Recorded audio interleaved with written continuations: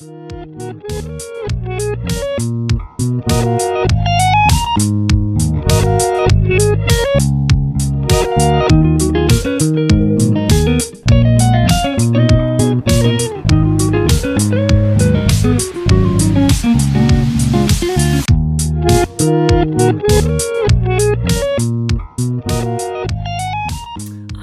back to my film and TV channel. We're all staying safe and well. We've got a legal drama to look at today. A bit annoying, this one. We've got 10 episodes, and for some reason we've had the first 8 and we've got to wait another 5 or 6 weeks as I'm recording this on the 15th of December 2024. We've got to wait another 5 or 6 weeks for the last 2, which is pisses you off a little bit, so it's sort of affecting my score really. We're talking about Matlock. This premiered on September the 22nd. It's been running weekly. Time slot premiere on October the 17th on CBS. The show was developed by Jenny Snyder-Urban and draws from the original Matlock, as you'd expect, which starred Andy Griffith back in the day, and with a gender-flipped lead character played by, yes, Kathy Bates, and a vastly different premise overall. In October the 2024, the series was renewed for a second season. So what about finishing the first one first, eh? Anyway, what's it about? It's about a well-fit retired lawyer, Madeline Kingston, who returns to practice seeking justice for the death of her daughter, Ellie, in an opioid epidemic. Kingston gets a job using the alias of needy widow Matty Matlock. Yes, you don't do much background checking at these lawyer firms, do they? At the law firm, she believes hid evidence that she could have saved her daughter's life. To gain the firm's trust, she must first apply her intellect to help her colleagues with other challenging cases. Yes, she lets her emotions get involved far too much though, but she gets through. This also stars, as well as Miss Bates, Sky P. Marshall, Jason Ritter, David Del Rio, Leah Lewis, and lots of others as well. Did we really need the Matlock link for this to work properly? Probably not. The execution's pretty good, but you can see the reasoning behind the link with Matlock. It does get a couple of airings throughout the series, but as I said, it probably could have just been done as a vehicle for Ms. Bates. Anyway, this has the feel for me of a cosy afternoon with Coco, British sort of father. What is it? Not Vera, because that is a peak time watch, but a lot of these British afternoon crime dramas that we've had over. This has that sort of feel to it for me. Sort of sit down with a nice cup of hot chocolate and watch this of an afternoon. Nothing wrong with that. There's a time and place. There is an edge sometimes to this, but it sort of raises its edge very, very rarely throughout the series. And the underlying subplot, of course, is quite interesting and is a clever addition to this. So it sort of has you sort of challenging what's going on. Each episode, as you'd expect, moves the overall plot aim along, but also has a one-off case to sort out for our ne'er-do-well lawyer. So it's okay, as I said, it has that sort of afternoon feel to it. An annoying grandson for me. Unfortunately, he's not in it that much, but that's just me being horrible to children, as I sometimes are when kids appear in these things. But this is all down to Bates herself. I think without her, it's probably not as effective. And as a series, probably looks as though it's been written for her anyway. It does show someone of her ilk, has that sort of style to it, so that's probably why they've done it.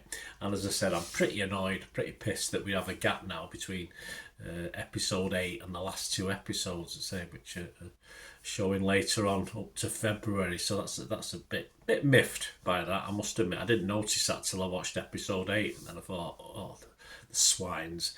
Anyway, my scores on this, I'm going to be fresh on it. I can't be rotten on it. I'm going to be positive on Metacritic, and I'll give it a watchable score. I'm not going to go higher than that. Other people are liking it a lot more than me, but as I said, it probably might have got 6.5 if it hadn't let me down with the last 2 episodes. But hoping that those last 2 episodes will finish with a bit of a bang and there's no sort of shady areas to this. But as at episode 8, the ending didn't really move it along too much towards what was going to happen in the last couple of episodes. So we'll see how that goes.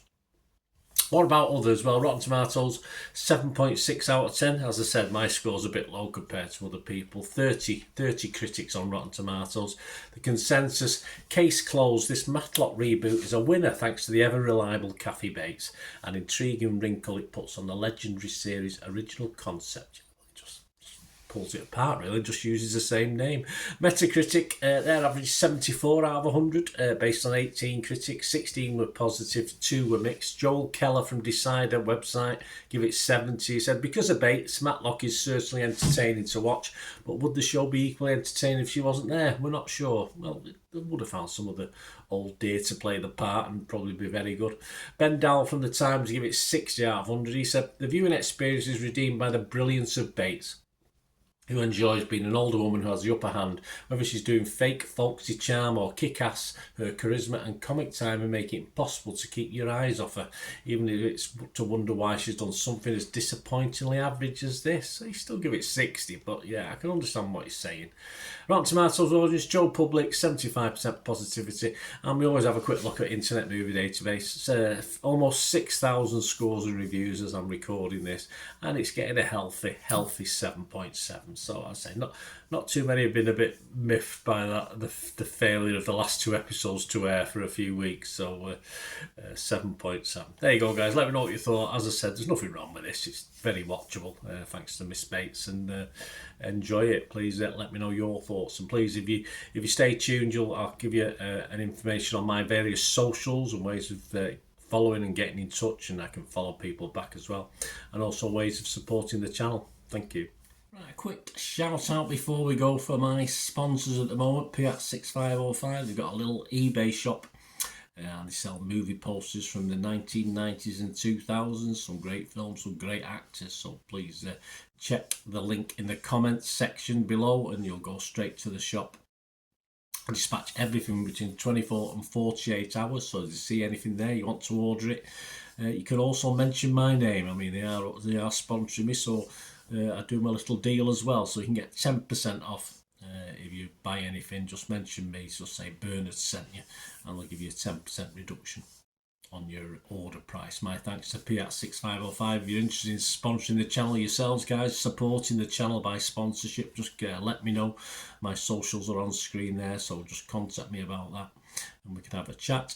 Other ways to help me out, guys, if you watch the ads, if the ads on this YouTube ads, that helps in a very little way, but it all helps. It all, watch the pennies and pounds look after themselves, they say, don't they? Or the pennies or the 10p's look after themselves. But if you watch the ads or follow the links on the ads as well, that's always a nice way to support the channel. If you sort of hang on for it, I've done that. I watched other people's and followed the ads, just something I fancied, which does happen from time to time.